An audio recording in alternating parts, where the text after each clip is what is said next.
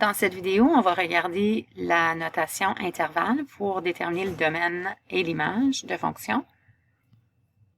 Alors, par exemple, si je veux utiliser une fonction pour modéliser l'aire du cercle formé par la vague d'une goutte d'eau en fonction de son rayon. Alors, on sait que l'aire d'un cercle, c'est pi r carré. Et je pourrais donc écrire une équation pour représenter la relation entre l'aire en fonction de son rayon. Donc, A de R est égal à pi r carré. Et en fait, les parenthèses autour du R n'étaient pas nécessaires, donc je vais les enlever. Alors, si on représente cette équation dans Desmos, on voit qu'on obtient une parabole, donc une fonction puissance du second degré. Alors, en regardant le calcul ci-dessous, on voit que si le rayon est 1, on devrait obtenir une aire de 3,14 environ. Si mon rayon est 2, 12,57 cm², par exemple. Alors, si on vérifie avec la calculatrice graphique Desmos, je veux un rayon de 2. Alors, on va aller voir quelle est la valeur de A de 2. Donc, en effet, c'est 4pi, qui est environ égal à 12,57. Donc, on voit ici, quand j'ai un rayon R de 2, j'aurai une aire circulaire de 4pi. Comme valeur exacte, ou si on veut une valeur approximative, 12,57. Comme on peut bel et bien le calculer nous-mêmes ici. Alors, le problème avec cette représentation graphique, c'est qu'il y a une partie de ce graphique qui n'est pas logique. Appuie sur pause et pense-y. Qu'est-ce qui ne serait pas logique ici? Allons voir. Donc, si on regarde n'importe quel point du côté gauche de l'axe des Y, on a une valeur négative pour R, le rayon. Donc, on ne peut pas avoir un rayon qui est une distance négative. Donc, c'est pas logique dans le contexte de notre situation. Et puis, le 0, mais on pourrait le débattre, mais on va dire que dans ce cas-ci, puisqu'on veut représenter l'aire d'un cercle, ce ne serait pas logique d'avoir un cercle de rayon 0.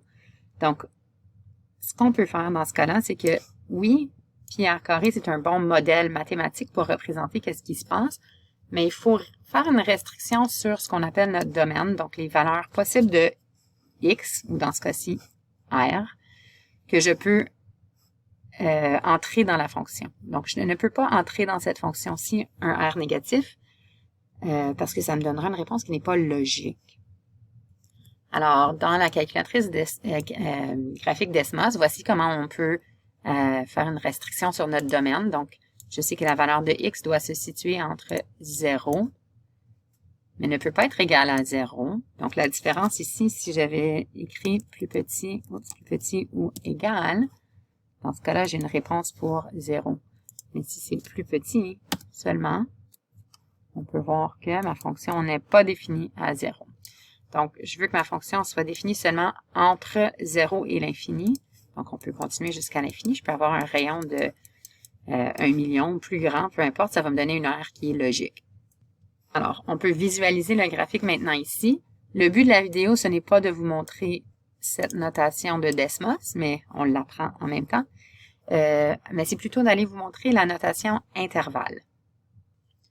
Alors, la notation intervalle, ici, pour mon exemple, c'est un bon modèle mathématique, mais je dois spécifier son domaine. Donc, le domaine D. Il y a deux façons d'écrire le domaine. Je vais vous montrer les deux. Alors, si je trace une droite numérique pour nous aider à comprendre, donc on peut regarder de chaque côté de ma droite numérique ici, et ainsi de suite. Donc, mon domaine serait seulement valide ou valable pour, quand x est plus grand que 0. Ou en d'autres mots, x se situe entre 0 et l'infini. Donc, on peut visualiser ça sur la droite numérique. Et on va dire que pour le domaine R appartient à l'ensemble des nombres réels. Et souvent, on va mettre notre domaine entre des accolades. Donc, R appartient à l'ensemble des nombres réels tels que R est En fait, pas plus grand ou égal, mais on avait dit plus grand. Donc, R est plus grand que 0. Ça, ce serait une façon dans un langage mathématique d'écrire ce qu'on voit de représenter ici sur la droite numérique et qu'on a vu représenter sur le graphique aussi. Alors, c'est important de spécifier le domaine à chaque fois qu'on définit une fonction pour modéliser quelque chose. Donc, une façon de le noter comme ça. J'ai dit qu'il y avait deux façons, mais en fait, il y en a plusieurs. Fait que je vais vous montrer toutes les façons. Donc, on pourrait aussi dire, au lieu de dire que x est plus grand que 0, on pourrait dire x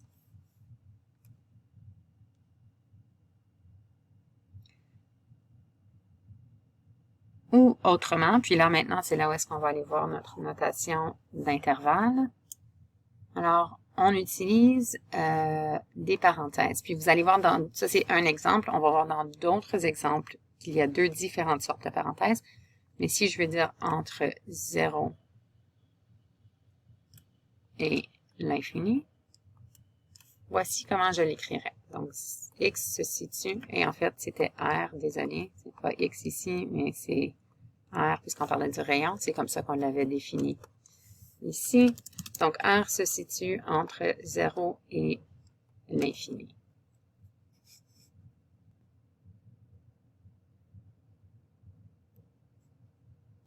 Parfois, dans le contexte de ce cours, puisqu'on travaille toujours dans le contexte de ce cours avec des nombres réels, on va omettre la première partie. Alors, parfois, au lieu de le voir comme ça, on verrait que le domaine est tel que R appartient à l'ensemble des nombres de 0 à l'infini, sans définir que ça fait partie de l'ensemble des nombres réels. Donc, c'est un petit raccourci, on sous-entend que ce sont des nombres réels. Alors, parfois, dans le manuel, vous verrez peut-être comme ça. Mais si on veut être plus précis, on devrait spécifier que ce ne sont pas des nombres complexes, mais donc un concept que vous verrez plus tard, mais ce sont des nombres réels. Alors, si on reprend cet exemple, puis on va aussi aller voir d'autres exemples. Ici, graphiquement, on voyait cette fonction du second degré avec un domaine restreint. Comme vous avez vu dans Desmos, quand on cliquait sur le 0, on voyait un cercle vide. Donc, c'est un peu le standard. Quand tu fais un graphique, tu peux l'ajouter en gros un cercle vide pour dire qu'on n'inclut pas cette valeur-là. Donc, si je voulais l'inclure, normalement, on pourrait mettre un cercle rempli pour mettre de l'emphase sur le fait que x égale 0, ou dans ce cas-ci, r est égal à 0, est inclus. Donc, je vais mettre un cercle vide. Donc, ici, on peut voir que j'ai aussi un cercle vide ici qui identifie que le 0 n'est pas inclus. Donc, en inégalité, ça ressemblerait à... donc, on avait vu de différentes façons, mais on va voir x est plus grand que 0 dans notre exemple ici. Et sous forme d'intervalle, ce serait de 0 jusqu'à l'infini. On va regarder d'autres exemples.